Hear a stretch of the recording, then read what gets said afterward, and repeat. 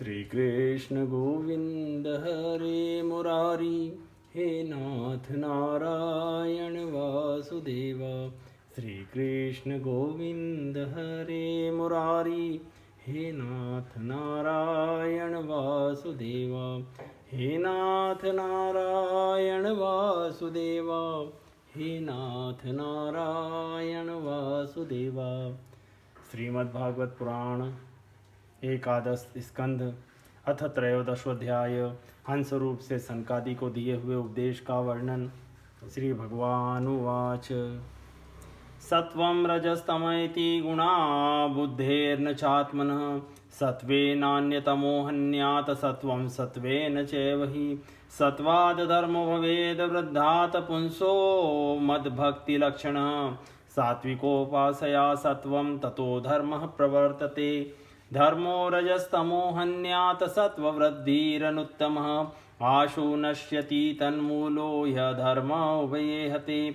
आगमोऽप प्रजादेशः कालः कर्म च जन्म च, ध्यानं मन्त्रोऽथ संस्कारो दशेते गुणहेतव। सतत सात्विकमेवेषां यद् यद् वृद्धा प्रचक्षते, निन्दति तामसं तत्तद् राजसं तदुपेक्षितं। सात्विकान्येव सेवेत पुमानः सत्त्वविवृद्धये, ततो धर्मस्ततो ज्ञानं यावद् स्मृतिरपोहनं। वेणुर्सङ्घर्षजो वह निर्दग्धा शाम्यति तद्वनम्, एवं गुणव्यत्ययजो देहः शाम्यति तत्क्रियः। भगवान श्री कृष्ण कहते हैं, प्रिय उद्धव, सत्व रज और तम ये तीनों बुद्धि प्रकृति के गुण हैं, आत्मा के नहीं। सत्व के द्वारा रज और तम इन दोनों गुणों पर विजय प्राप्त कर लेनी चाहिए। तदनंतर सत्व गुण की शांत वृत्ति के द्वारा उसकी दया आदि वृत्तियों को भी शांत कर देना चाहिए। जब सत्व गुण की वृद्धि होती है तभी जीव को मेरे भक्ति रूप स्वधर्म की प्राप्ति होती है। निरंतर सात्विक वस्तुओं का सेवन करने से ही सत्वगुण की वृद्धि होती है और तब मेरे भक्ति रूप स्वधर्म में प्रवृत्ति होने लगती है। जिस धर्म के पालन से सत्वगुण की वृद्धि हो वही सबसे श्रेष्ठ है। वह धर्म रजोगुण और तमोगुण को नष्ट कर देता है। जब वे दोनों नष्ट हो जाते हैं तब उन्हीं के कारण होने वाला अधर्म भी शीघ्र ही मिट जाता है। शास्त्र, जल, प्रजाजन, देश, समय, कर्म, जन्म, ध्यान, मंत्र और संस्कार, ये 10 वस्तुएं यदि सात्विक हों तो सत्व गुण की, राजसिक हो तो रजोगुण की और तामसिक हो तो तमोगुण की वृद्धि करती हैं।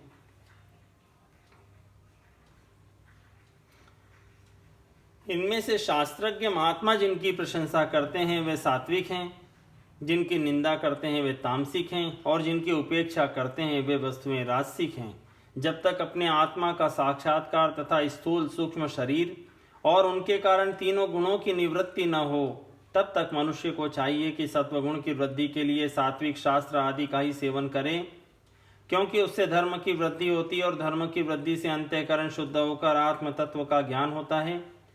बांसों की रगड़ से आग पैदा होती है और वह उनके सारे वन को जलाकर शांत हो जाती है। वैसे ही यह गुण, यह शरीर गुणों के वैषम्य से उत्पन्न हुआ है। विचार द्वारा मंथन करने पर इससे ज्ञानाग्नि प्रज्वलित होती है और वह समस्त शरीरों एवं गुणों को भस्म करके स्वयं भी शांत हो जाती है। उद्धव उवाच। विदन्ति मर्त्या प्रायेण विषयान् पदमापदां, तथापि भुंजते कृष्ण तत कथं श्वखराजवत्। उद्धव जी ने पूछा, भगवान, प्राय सभी मनुष्य इस बात को जानते हैं कि विषय विपत्तियों के घर हैं, फिर भी वे कुत्ते, गधे और बकरे के समान दुख सहन करके भी उन्हीं को भोगते ही रहते हैं। इसका क्या कारण है? श्री भगवान उवाच। अहमित्यन्यथा बुद्धि प्रमतस्य यथा हृदि, उत्सर्पति रजो घोरम ततो वैकारिकं मनः। रजो युक्तस्य मनसः क संकल्प सविकल्पकः, ततः कामो गुणध्यानाद् दोत्सह स्याद्धि दुर्मते। करोति कामवशग कर्माण्य विजितेन्द्रिय, दुखोदर्काणि संपश्यन् रजो वेग विमोहितः। रजस्तमोभ्याम यदपि विद्वान विक्षिप्तधि पुनः अति अतन्द्रितो मनोयुजन दोषदृष्टिर्न सज्जते अप्रमत्तो नुयुञ्जीत मनोमय्यर्पच्छने अनिर्विणो यथा कालं जितश्वासो जितासनः एतावान् योगादिष्टो मच्छिष्ये स्मनिकादिभिः सर्वतो मनाकृष्य मयद्धावेश्यते यथा। भगवान श्री कृष्ण ने कहा, प्रिय उद्धव, जीव जब अज्ञानवश अपने स्वरूप को भूलकर हृदय से सूक्ष्म स्थूलादि शरीरों में अहम बुद्धि कर बैठता है, जो कि सर्वथा भ्रम ही है, तब उसका सत्व प्रधान मन घोर रजोगुण की ओर झुक जाता है, उससे व्याप्त हो जाता है। बस जहाँ मन में रजोगुण की प्रधानता हुई कि उसमें संकल्प विकल्पों का तांता बंध जाता है, अब वह विषयों का चिंतन करने लगता है और अपनी दुर्बुद्धि के कारण काम के फंदे में फंस जाता है, जिससे फिर छुटकारा होना बहुत ही कठिन है। अब वह अज्ञानी कामवश अनेकों प्रकार के कर्म करने लगता है और इंद्रियों के वश होकर यह जानकर भी कि इन कर्मों का अंतिम फल दुख ही है, उन्हीं को करता है। उस समय वह रजोगुण के तीव्र वेग से अत्यंत मोहित रहता है। यद्यपि विवेकी पुरुष का चित्त भी कभी कभी रजोगुण और तमोगुण के वेग से विक्षिप्त होता है, तथापि उसकी बुद्धि में दोष दृष्टि बनी रहती है, इसलिए वह बड़ी सावधानी से अपने चित्त को एकाग्र करने की चेष्टा करता रहता है, जिससे उसकी विषयों में आसक्ति नहीं होती। साधक को चाहिए कि आसन और प्राण वायु पर विजय प्राप्त कर अपनी शक्ति और समय के अनुसार बड़ी सावधानी से धीरे धीरे मुझ में अपना मन लगावे और इस प्रकार अभ्यास करते समय अपनी असफलता देखकर तनिक भी उबे नहीं, बल्कि और भी उत्साह से उसी में जुड़ जाए। प्रिय उद्धव, मेरे शिष्य सनकादि परमर्षियों ने योग का यही स्वरूप बताया है कि साधक अपने मन को सब ओर से खींचकर विराट आदि में नहीं, साक्षात मुझ में ही पूर्ण रूप से लगा दें। उद्धवाच यदा त्वं सनकादिभ्यो येन रूपेण केशव योगमादिष्टवानेतद् रूपमिच्छामि वेदितुम्। उद्धव जी ने कहा, श्री कृष्ण, आपने जिस समय जिस रूप से सनकादि परमर्षियों को योग का आदेश दिया था, उस रूप को मैं जानना चाहता हूँ। श्री भगवान उवाच पुत्रा हिरण्यगर्भस्य मानसा सनकादय प्रपच्छु पितरम सूक्ष्मां योगस्य कांति किं गतिम। भगवान श्री कृष्ण ने कहा, प्रिय उद्धव, सनकादि परमर्षि ब्रह्मा जी के मानस पुत्र हैं। उन्होंने एक बार अपने पिता से योग की सूक्ष्म अंतिम सीमा के संबंध में इस प्रकार प्रश्न किया था। सनकादयुचु गुणेष्वाविशते चेतो गुणाश्चेतसी च प्रभो कथमन्योन्य संत्यागो मुमुक्षोरतीतीर्षो। सनकादि परमर्षियों ने पूछा, पिताजी, चित्त गुणों अर्थात विषयों में घुसा ही रहता है और गुण भी चित्त की एक एक वृत्ति में प्रविष्ट रहते ही हैं, अर्थात चित्त और गुण आपस में मिले जुले ही रहते हैं। ऐसी स्थिति में जो पुरुष इस संसार सागर से पार होकर मुक्ति पद प्राप्त करना चाहता है, वह इन दोनों को एक दूसरे से अलग कैसे कर सकता है। श्री भगवान उवाच एवं पृष्ठो महादेव स्वयं भूर्भूत पावन ध्यायमान प्रश्न बीजम नाभ्यपद्यत कर्मधि स माम चिन्तयदद्देव प्रश्न पाररति तीर्षया तस्याहं हंसरूपेण सकाशमगमं तदा दृष्ट्वा मामत उपव्रज्य कृत्वा पादाभिवन्दनं ब्रह्माण्डमग्रत कृत्वा प्रपच्छु को भवानिति इत्यहं मुनिभिः पृष्टस्तत्त्वजिज्ञासुभिस्तदा यदवोचमहं तेभ्यस्तदुद्धव निबोध मे वस्तुनो यद्यनानात्वमात्मनः प्रश्न ईदृश कथं घटेत वो विप्रा वक्तुर्वामेकाश्रयः पंचात्मकेषु भूतेषु समानेषु च वस्तुतः को भवानितीव प्रश्नो वाचारंभो ह्यनर्थकः।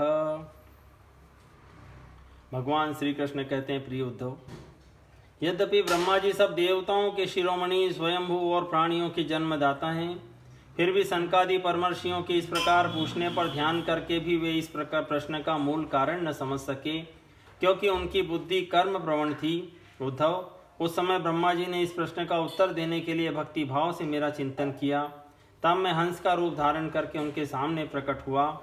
मुझे देखकर सनकादि ब्रह्मा जी को आगे करके मेरे पास आए और उन्होंने मेरे चरणों की वंदना करके मुझसे पूछा कि आप कौन हैं।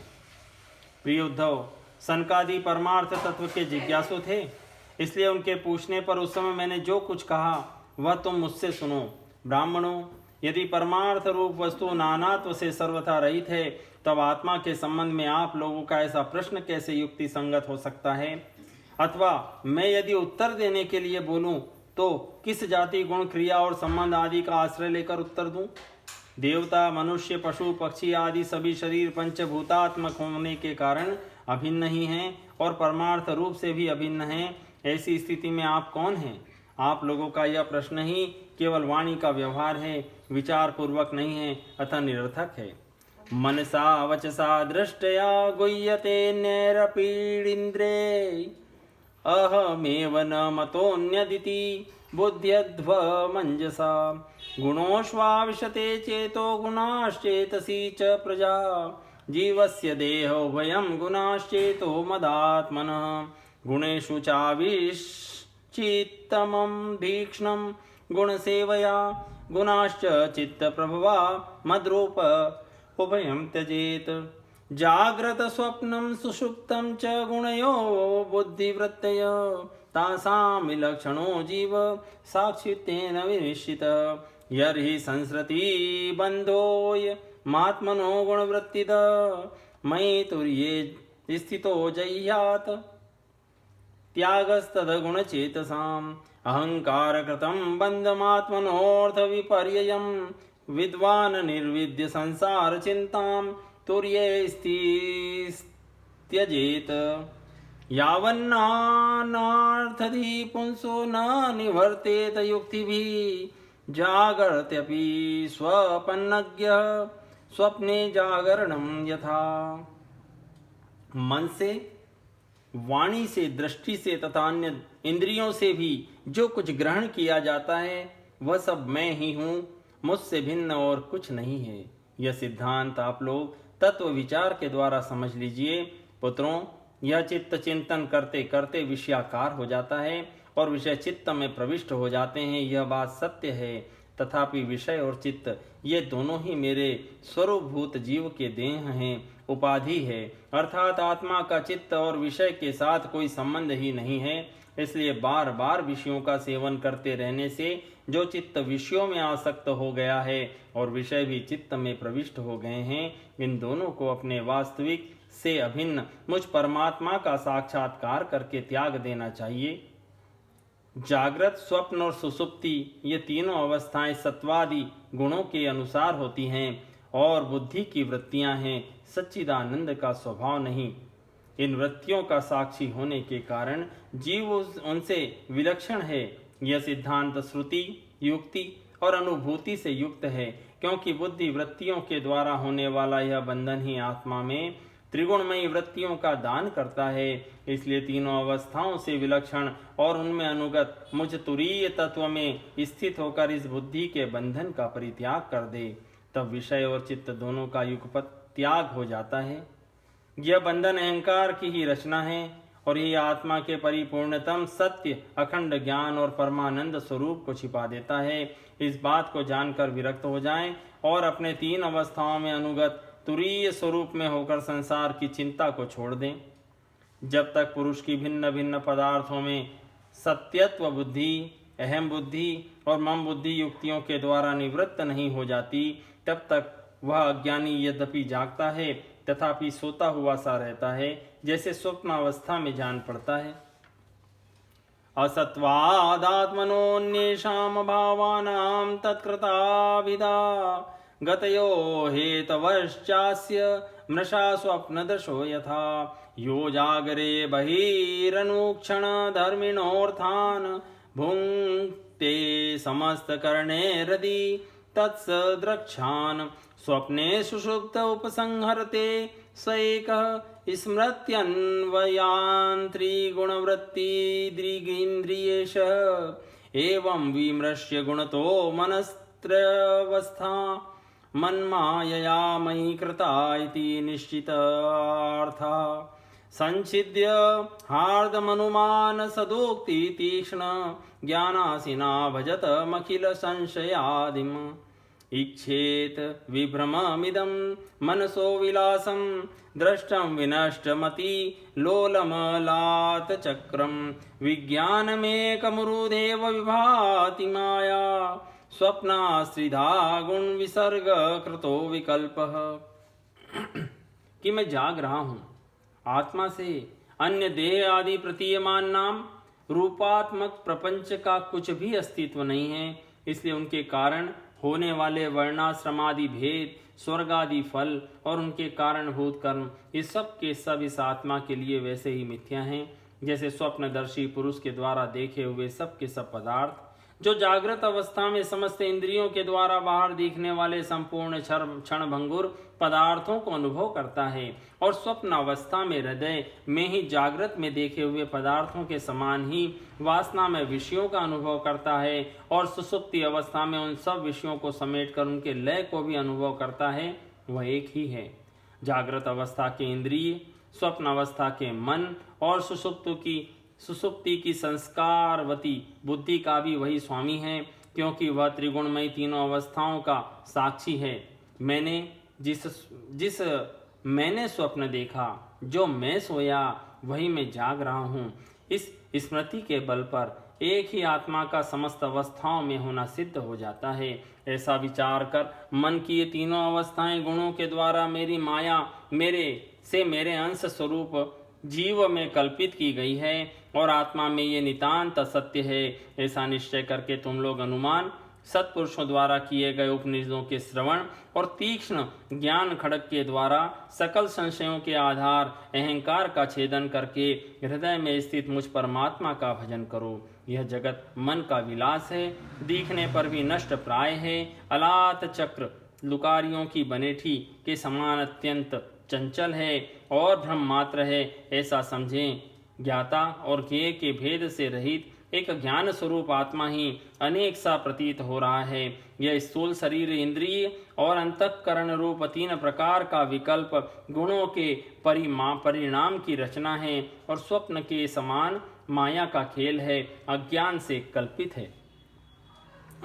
दृष्टिम ततः प्रतिनिर्वत्य निवृत्त तृष्ण स्तूर्णी भवे निज सुखानुभवो निरीह संदृश्यते क्वच यदीदं वस्तु बुद्धया त्यक्तं भ्रमायन भवेति स्मृति इरानिपातात् देहं च नश्वरमवस्थितमुत्थितं वा सिद्धो न पश्यति यत्योऽध्य गमतः स्वरूपम् देवादपेतमुत देववशादुपेतं वासो यथा परिकृतं मदिरामदान्धः देहोऽपि देव वशगः खलु कर्म यावत् स्वारम्भकं प्रति समीक्षते वसासुः तं स प्रपञ्च मधिरूढसमाधियोगः स्वाप्नं पुनर्न भजते प्रतिबुद्धवस्तुः मयेतदुक्तं वो विप्रा गुह्यं यत् सांख्ययोगयो जानीतमागतं यज्ञं युग्मदर्शविवक्षया अहं योगस्य सांख्यस्य सत्यस्य तरस्य तेजसः पारायणं द्विजश्रेष्ठा श्रियकीर्तेर्दमस्य च मां भजन्ति गुणा सर्वे निर्गुणं निरपेक्षकं सुहृदं प्रियमात्मानं साम्यासंगादयो गुणा। इसलिए उस देहादि रूप दृश्य से दृष्टि हटाकर तृष्णा रहित इंद्रियों के व्यापार से हीन और निरीह होकर आत्मानंद के अनुभव में मग्न हो जाए। यद्यपि कभी कभी आहार आदि के समय यह देहादिक प्रपंच देखने में आता है, तथापि यह पहले ही आत्म वस्तु से अतिरिक्त और मिथ्या समझकर छोड़ा जा चुका है, इसलिए वह पुनः भ्रांति मूलक मोह उत्पन्न करने में समर्थ नहीं हो सकता। देहापात पर्यंत केवल संस्कार मात्र उसकी प्रतीति होती है। जैसे मदिरा पीकर उन्मत्त पुरुष यह नहीं देखता कि मेरे द्वारा पहना हुआ वस्त्र शरीर पर है या गिर गया, वैसे ही सिद्ध पुरुष जिस शरीर से उसने अपने स्वरूप का साक्षात्कार किया है वह प्रारब्ध वश खड़ा है, बैठा है या देववश कहीं गया है या आया है, नश्वर शरीर संबंधी इन बातों पर दृष्टि नहीं डालता। प्राण और इंद्रियों के साथ यह शरीर भी प्रारब्ध के अधीन है, इसलिए अपने आरंभक बनाने वाले कर्म जब तक हैं तब तक उनकी प्रतीक्षा करता ही रहता है। परंतु आत्म वस्तु का साक्षात्कार करने वाला तथा समाधि पर्यंत योग में आरूढ़ पुरुष स्त्री पुत्र धन आदि प्रपंच के सहित उस शरीर को फिर कभी स्वीकार नहीं करता, अपना नहीं मानता। जैसे जगा हुआ पुरुष स्वप्नावस्था के शरीर आदि को। सनकादि ऋषियों, मैंने तुमसे जो कुछ कहा है वह सांख्य और योग दोनों का गोपनीय रहस्य है। मैं स्वयं भगवान हूँ।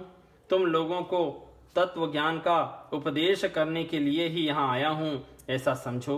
विप्रवरों, मैं योग सांख्य सत्य रित मधुर भाषण तेज श्री कीर्ति और दम इंद्रिय निग्रह इन सब का परम गति परम अधिष्ठान हूँ।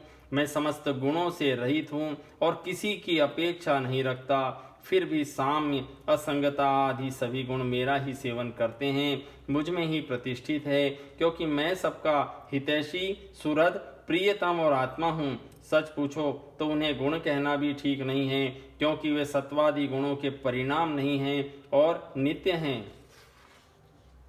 इति मे छिन्न संदेहा मुनय सनकादय सभाजयित्वा परया भक्तिया गृणत संस्तवै तैरहम पूजित सम्यक संस्तुत परमर्षिभिः प्रत्ययाक स्वकं धाम पश्यत परमेष्ठिनः।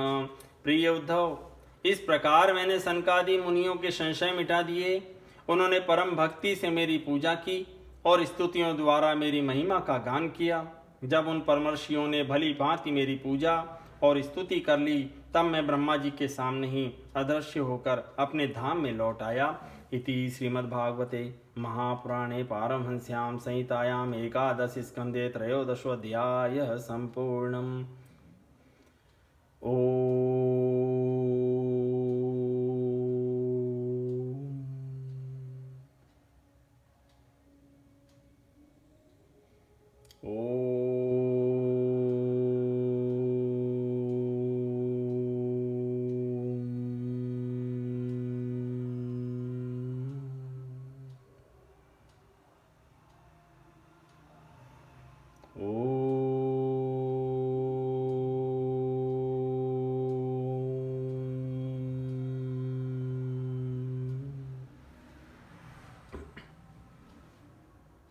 श्री कृष्ण गोविंद हरे मुरारी, हे नाथ नारायण वासुदेवा।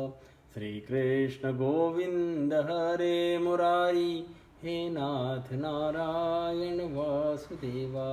हे नाथ नारायण वासुदेवा, हे नाथ नारायण वासुदेवा।